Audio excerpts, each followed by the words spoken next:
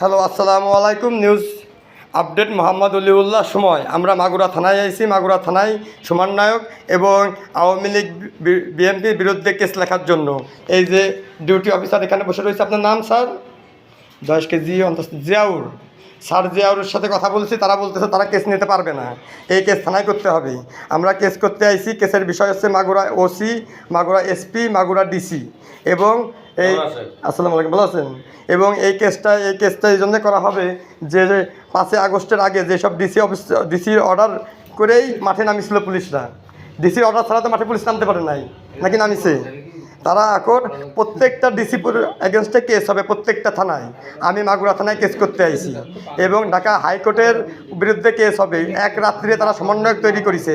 আমাদের দলের থেকে বলেছে এবং আমাদের নিউজ রিপোর্টার বলেছে এখানে এতগুলো পুলিশ রেডি।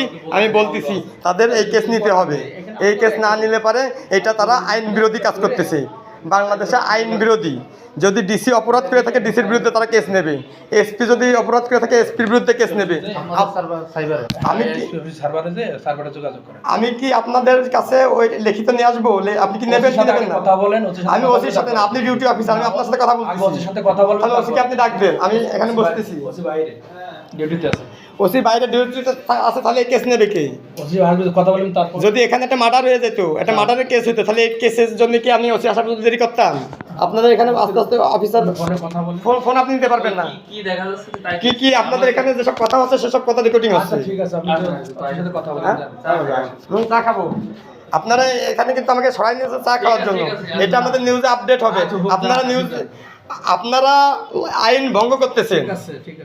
আইন ভঙ্গকারী আপনারা পুলিশ মেন। আমরা কিন্তু দেখে নেবো এটা। হ্যাঁ বলেন। আলহামদুলিল্লাহ, আমার অবস্থা ভালো। আপনার কি অবস্থা? ভিডিও কি বন্ধ করে দেবো?